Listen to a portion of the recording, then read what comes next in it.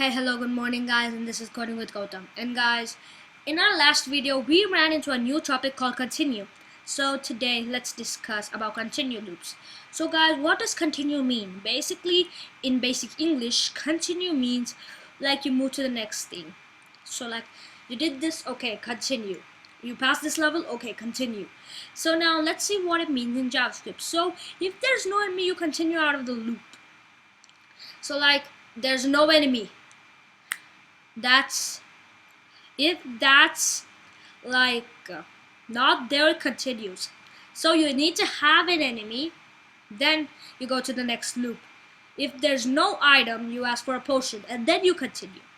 And then if there's an item type of poison, you don't want poison, you continue. At this point there should be an enemy, there should be an item, and the item should not be poison.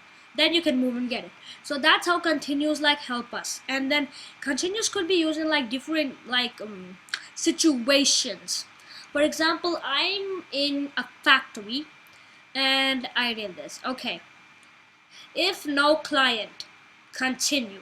Then if no food, he say product some food. If food dot type equals meat, here will continue, because you don't want meat, you're a vegetarian. And then if it by this time there's a client, yes. There's food, yes. It's not meat, yes. At this point there should be food, a client, and it should be veg.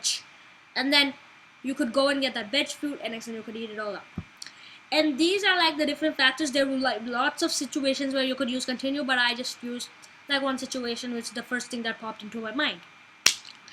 And now this is how continue goes. Like you continue out of the loops when like you want to do something.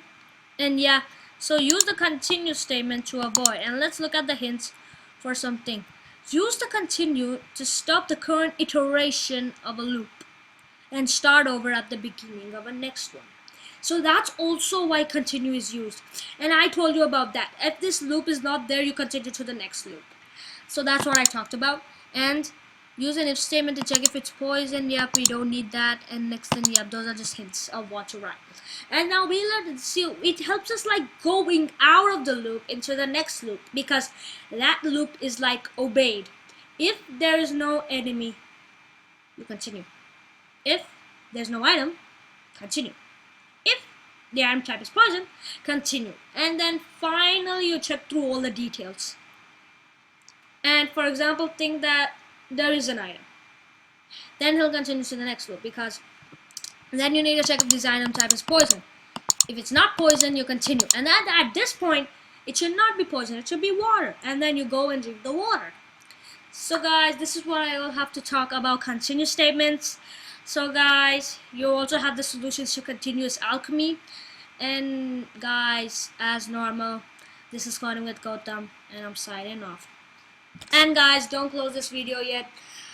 Please don't forget to subscribe, don't forget to like, don't forget to share, and support me on YouTube. Guys, this is Coding with Gautam, and I'm signing off.